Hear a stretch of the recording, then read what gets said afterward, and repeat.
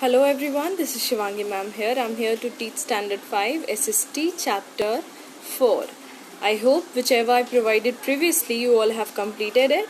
Now let's get started with the Chapter 4 of SST. Okay. So the name of this chapter is Major Landforms. Let's get started. So before watching this video, do read this chapter thoroughly, and after that watch this video. Okay. The earth is made up of land and water. Our earth is consist of land and water. Water is 71% and rest 29% is land. So our earth has 71% of the area covered with water and 29% of the area covered with land. And this land consists of the land onto which we live. Okay, this is the amount in quantity, means 29% only left for us to stay and live. Okay, and the surface of the earth is not same everywhere. It's evenly distributed, means some has high lands, some has low lands. Some high lands are known as the mountains, low lands are known as the plains. And it has landforms are natural features of the earth's surface. The major landform of the earth we have are mountains, plateaus, plains, desert and rivers. So we have these kinds of distribution on our earth, which is plateau, mountain, plains, deserts and rivers. Okay, now first we'll read about the mountains. Mountains generally known as the highlands. Okay, the highlands on earth is known as the mountains, and these are the landforms which rises from which rises more than 900 meters. Okay, above the mean sea level. So from the main sea level, this land is above, means 900 meter. It rises above the sea level. Okay, so this land has the height. It is above 900 meters. Okay, mountains covers about 20% of the total land area of the earth. So these mountains, these highlands covers the 20% area of the land. Okay, mountains differ in height and shape. They have very sharp, very steep slopes. The highest point on a mountain is called a peak. So not every mountain, not the height of every mountain is same. It is also some are big, some are small. Okay, so heights may be not similar, and shape is also not means similar. Okay, and the highest point of the mountain, the very highest point of the mountain, you can see over here in the picture, that is known as the peak or a summit. Okay, so the highest point of the mountain is known as the peak or a summit. Mountain peaks mostly conical in shape, which is the these mountain peaks are generally and mostly conical in shape, cone shaped. You have seen cone, these are mostly cone shaped. Okay, the height of the height and shape of mountains depend on their age. The Himalayas and the Alps are young mountains. Okay, so the height and the shape also depends on the age of the mountain, how long it's been existing in our earth. Okay, so it depends on the age of the mountains. Like Himalayas and Alps, these are the young mountains. These are young means newly discovered, and some are the old ones are the Aravalli Hills, and the Appalachians are very old mountains. So these are the two kind of mountains which is very old. Okay, therefore they are low and have rounded peaks. So the young mountains have very sharp means they are very high and have conical peaks, but the mountains which is not young, which is old, they have a round shaped peaks and they have low height also. Okay, several mountains may join together to form a chain or a range. So not only one mountains exist, so there are chain of mountains also, and they are known as means the mountains which joins together. They are known as the range, or they are known as the chain. Okay, they form a chain. Mountains often have a series of parallel ranges which may extend for hundreds of kilometers. The Andes in South America and the Rockies in the North America are two examples. So mountain does not exist as one. They are connected with one another. They are joined together and they are connected with one another, and they also form a mostly they form a series of parallel ranges. Means they form a series, means one mountain, and after that also some mountains are connected with each other. Okay, now what are the importance of the mountains? Mountains have a thin soil cover and steep slopes. So this mountain has a thin soil cover. They have very thin cover of soil and also have slopes. Okay, it is difficult to grow crops here. The mountains regions are thinly populated. This is due to an unsuitable climate, shortage of flat land, and difficulty in transportation. So living on mountains are difficult because it has slopes, and it has the climate is also not favorable. So it is very thin populated. People live less over there. Okay, because climate is also not favorable, and it has slopes. So production of crops are also not possible. Despite this, mountains are very useful to us. Like, as some points are given how mountains are useful. Mountains act as a barrier against cold and hot winds. So these mountains act as a barrier which means stops and cuts the hot and cold winds to come towards the plains area. Okay. Rivers originating from mountains provide water for irrigation. So northern mountains has glaciers, and it also it has ice. So it melts and means rivers gets originated from the mountains, and it provide water for irrigation to the farmers. The slopes of mountains have rich pasture lands and valuable forests. Some mountains are rich in minerals. So not all some mountains are rich in minerals, and some has good land also. So in mountains mostly people do terrace farming, means cut the slopes of the mountains and then grow crops over there. Okay, now we'll read about plateau. A plateau or tableland is a high land with a flat top. Now what is a plateau? A plateau is it is also known as tableland. It is a high land and has flat top. Its top is flat. It rises abruptly from the surrounding land, so it has steep slopes. Many rivers and streams flow through plateaus. So it is also a high land.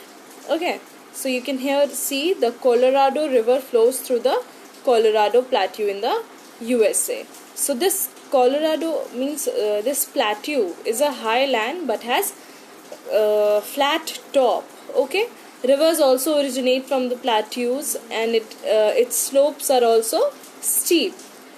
Some plateaus are very large and extend over hundreds of kilometers. The Deccan Plateau in India is an example. So some plateaus are also there which are very large and extend over hundreds of kilometers. Its area covers hundreds of kilometers. Okay. The Tibetan Plateau is the largest and the highest in the world. So this Tibetan Plateau is known as the highest and largest plateau in the world. It is surrounded by mountain ranges on all sides. Other examples of the Colorado are the Colorado Plateau in North America and Bolivian Plateau in South America. So these are the examples of plateaus, and which is very highest and has flat top. Okay, most plateaus are in dry region and on the leeward side of the mountains. Okay, So most of the plateaus occurs in they are in the dry regions of earth. Due to high altitudes, the climate is cold and the growing season is short. So because its height means it is at a great height, so the climate is not also favorable over there. It is mostly, the climate remains mostly cold. Many plateaus have deep canyons canyons on their surface. The Grand Canyon in the Colorado Plateau is an example. What is a canyon? A canyon is a deep valley with steep sides made of rock. So canyon is a deep valley which is surrounded by the rocks. Now, what are the importance of the plateaus? Plateaus have grasslands on which cattle and sheep are reared. So plateaus also have grasslands onto which people rear cattle and sheep, means these are get fed on that grasslands. Some plateaus are rich in mineral deposits. So not all the plateaus and mountains are useless. Some are also useful and some are rich in minerals also. Now we'll read about plains. A plain is a flat and low-lying land surface. They are also called lowlands. Plains are those onto which we live. हम जहाँ रहते हैं उसी को plains कहते हैं. They are known as low-lying lands. They can be level or slightly hilly. The slope of the land is gentle. Plains may be formed by deposition of sand, silt by rivers, as in the case of the northern plains of India. So these mainly results by the deposit of the rivers, the deposition of the sand and silt by the rivers. Okay, rivers carry sand and silt with them. When the rivers slow down, these materials are deposited on their banks. Plains are formed by these deposits. So when the river flows, they carry sand and silt with them, and at the banks of the rivers, it gets deposited and gets settled and becomes plains. Some plains are in the interior of continents, while some are near the sea coast. Plains are more thickly populated than mountains and plateaus. So why plains are thickly populated? Why? Because these are low-lying lands. Okay, and over there they are not hilly. The climate is also favorable. People can easily grow crops and they can do farming properly. Now, importance of plains have fertile soil which is suitable for agriculture. Most ancient civilization came up on the banks of rivers on the plains. So I told you right now that these plains have fertile soil onto which farmers can grow crops very well. Most big cities and towns are located in the plains, and mostly people live and the plains are very thickly populated. It is easier to construct roads, railways, aerodromes. At the plains, these are very easy to construct the roads, the airways, and so on things, because it is a flat land. On the steep slopes, we cannot make roads. Okay. Now, desert area. Deserts are land areas that receive very little rainfall. These areas have very dry climate. So desert is the area which is near the equator, means it receives a lot of heat and it receives very less rainfall. The climate is mostly hot and dry. So deserts have very hot days and cold nights. Frequent dust storms, means regularly dust storms occur in deserts. Hills of sands are called sand dunes.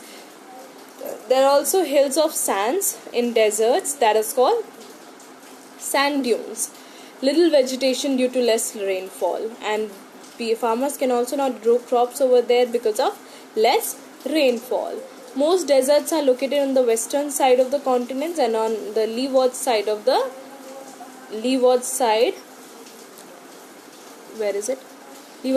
mountain. Some examples of deserts are Sahara Desert, Kalahari. What is leeward side? The side of a mountain that is sheltered from whence it gets very little rainfall. So the place which gets very little rainfall and it is also sheltered, that is called leeward side. So these deserts are also located in the leeward side of the mountains. And some great deserts are Sahara Desert, Great Sandy Desert, Great Victoria Desert in Australia. These are the examples of some deserts. Okay, now we'll read about rivers. Rivers are natural channels that carry rainwater or water from melted ice and snow from mountains to plains, lakes and seas. So how rivers generate? Rivers originate from the mountains, from the glaciers which gets melt and these glaciers melts and rivers get originated from the mountains. These channels start as streams and join together to form a river. So from coming from the mountains, it comes as streams of the water, and after that it joins together to form a river. So from the place of origin to its mouth, a river passes through 3 stages. So from the origin के बाद 3 stages से river cross करती है. And what are those? The upper or the young course. So the first one is the upper and the young course. Most rivers originate in the mountains. Here the speed of the river is very high. The river cuts a deep and narrow channel in the mountains. Some features of the upper courses are canyons, waterfalls and rapids. So from where the river originates, जहाँ से ये originate होती है, the speed of that river and water is very high over there. Okay, it also means it can also cut the mountains from that speed. And after that it comes from to the middle course, mature course. The middle course of the river begins when it leaves the mountains and enter the plains. Here the mature case का मतलब होता है, course का मतलब होता है जहाँ mountain को छोड़ दिया, and then it comes to plains. Here the valley widens. At this stage the speed of the water decreases and the river develops loops which are called meanders. So after leaving the mountains, it comes in the plain area. Here the speed gets little slow, speed decreases, and this river develops into the loops, okay, one by one, and which is also called meanders.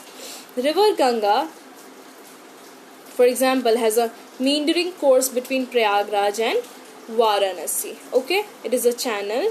River Ganga also has a meandering course between Prayagraj and Varanasi. Now the last course, which is the lower or the old course. So the last course is, in its lower course the river joins a big water body such as sea or an ocean. In this course of the speed is very slow. The river deposits the silt it carries near the mouth, forming a triangular shaped land called delta. After that the last course, which in this last course the river gets joined to flows in a bigger water body, flows and joins in a bigger water body as such as sea and ocean. And in here the speed of the river is very slow, and the river which carry the sand and silt, it gets deposited on the plain itself. It also forms a triangular shaped delta, shaped land which is called delta. The largest delta in the world is formed by the Ganga and the Brahmaputra rivers before they join the Bay of Bengal. Find out its name. It is known as Sundarban Delta. Okay, so this delta, how delta is formed? When the river carry the sand and silt that get deposited, and that land is known as the delta, and the largest delta is Sundarban Delta. Okay, so this chapter is completed. The word meaning and the question answer work I'll provide you through WhatsApp group. Stay home, stay safe.